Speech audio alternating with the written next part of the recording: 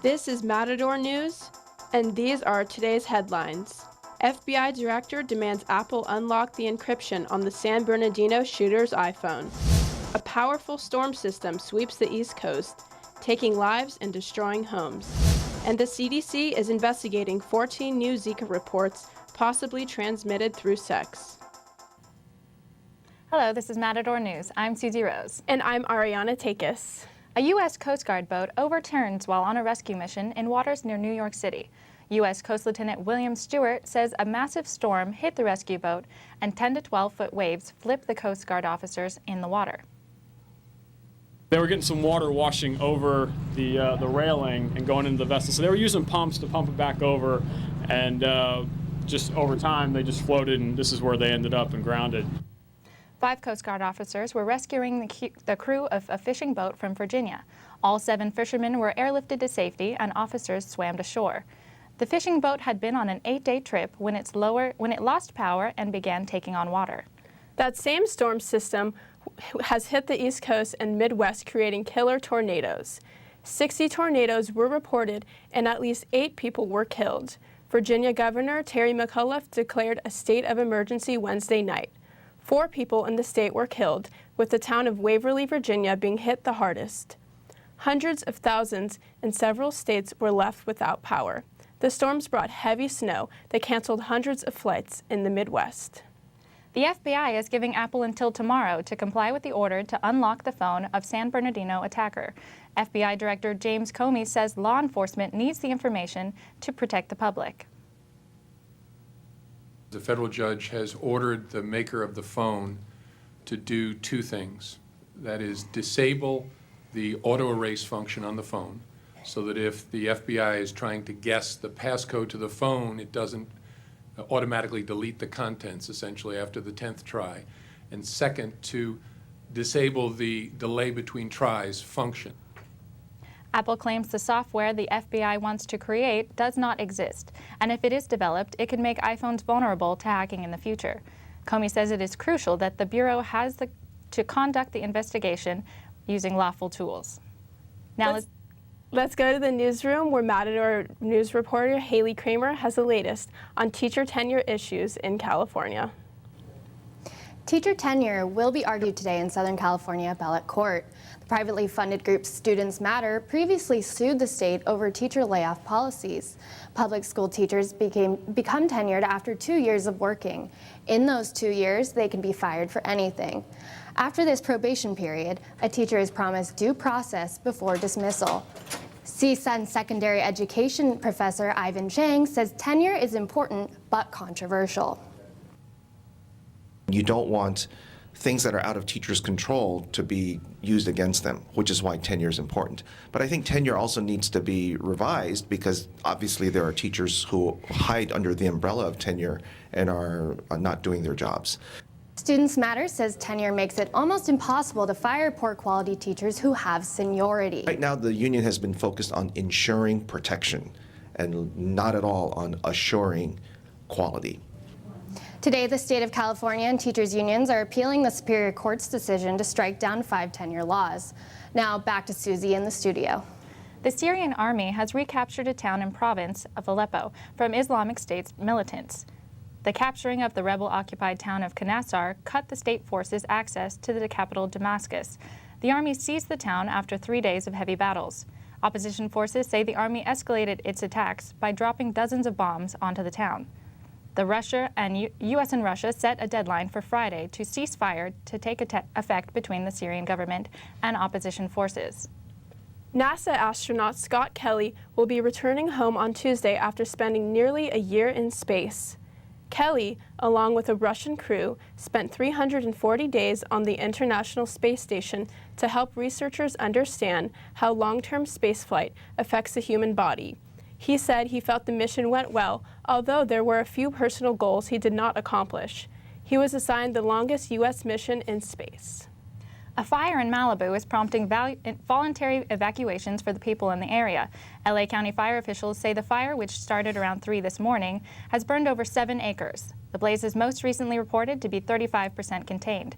A female inmate firefighter was airlifted to Ronald Reagan UCLA Medical Center after being struck in the head by a boulder. Nearby highways are remaining closed while firefighters continue to contain the flames. The 5 remaining GOP candidates will face off tonight for the final debate before Super Tuesday. Donald Trump has won 3 of 4 early voting states. The debate will be held at the University of Houston. It will air on all CNN network platforms. Wolf Blitzer will moderate for remaining candidates Marco Rubio, Ted Cruz, Ben Carson, Donald Trump, and John Kasich. Now let's go to Katerina Chryssafis for the latest in business. Thank you, Susie. Nike co-founder and chairman Philip Knight is donating $400 million to Stanford University. The money will go to the creation of the Knight Hennessy Scholarship Program aimed at attracting international students. The program will bring students from all around the world to study any field they are interested in at Stanford. Stanford President John Hennessy says it will help prepare them to become world leaders. Knight says the transformative program will use education to benefit mankind. Car research company J.D. Power says Lexus, Porsche, and Buick brands are the most reliable vehicles. This claim was based on the number of problems owners report over the past 12 months. The study asked around 34,000 owners of various 2013 models. The most reported issues have been with the entertainment and navigation systems and the phone connectivity. GMC and Toyota make the list of top 5 most dependable brands. CSUN is trying to make it easier for students to commute to school. CSUN News reporter Esther Kim has the story. CSUN administrators are encouraging Metro Transit officials to support timely transportation options for students, faculty, and staff. Patricia Del Vescovo is one of the many students who face challenging commuting options to the campus. I do take a lot of buses. It's 2 hours.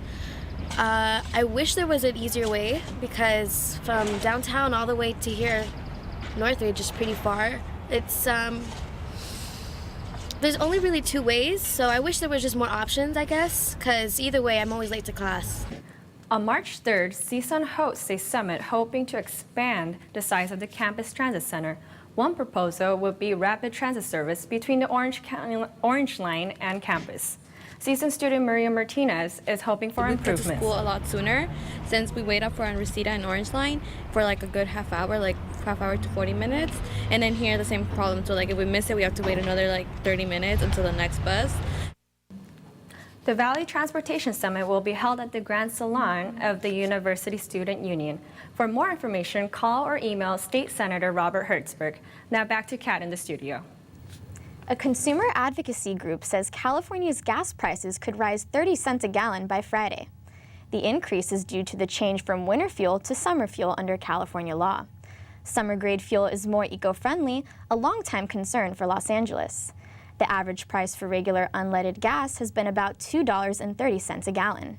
That's way down from last year. But with summer coming, people can expect to pay more at the pump. Now here's Brigitte with the latest health report. A U.S. Court of Appeals grants Louisiana's request to enforce the 2014 abortion law. The law requires abortion doctors to have admitting privileges at a hospital within 30 miles of their clinic. The Center for Reproductive Rights says the ruling means that all but one provider of legal abortions will close. Advocates of the law say it protects women's health by guaranteeing continuity of service. And many doctors say abortion complications are rare and can be easily treated in an emergency room. The U.S. Supreme Court will hear arguments on the similar case in Texas next month. The U.S. Centers of Disease Control and Prevention are investigating 14 reported cases of sexually transmitted Zika virus. The virus is primarily spread through the mosquitoes into the human. In rare cases, the virus has been spread through sexual contact and blood transfusions. The CDC says that 14 out of the 14 reported cases, several involve pregnant women. Health officials say that until more research is done, men who travel to an infected area should abstain from sexual activity. Now back to Katerina with entertainment. TMZ says rapper Tyga's 2013 G-Wagon may be repossessed because he hasn't made a payment since October. The SUV has reportedly been parked at girlfriend Kylie Jenner's house for the last month. The repo company can't retrieve the car behind Jenner's 2 security gates. TMZ says Tyga is also facing other financial issues. He apparently owes money to 2 previous landlords, is getting evicted from his current home, and is in debt to California for unpaid taxes. It's that time of year again. You may want to avoid the streets of Hollywood and Highland for the next few days. The Academy Motion Picture Arts and Sciences and the City of Los Angeles decided on the closure. This is to accommodate construction, fan bleachers, and pre-show stages along the red carpet. Hollywood Boulevard will be closed between Highland Avenue and Orange Drive until Tuesday, March 1st. Additional details and maps of the closures can be found on the Academy's website. The 88th Oscars will take place on Sunday, February 28th at the Dolby Theater. Back to Brigitte for the sports report. Olympic medalist Michaela Maroney says she will no longer compete in elite gymnastics. Maroney won team gold and the individual silver vaulting in the 2012 London Olympics. Maroney's agent says she will not be competing in Rio in this August.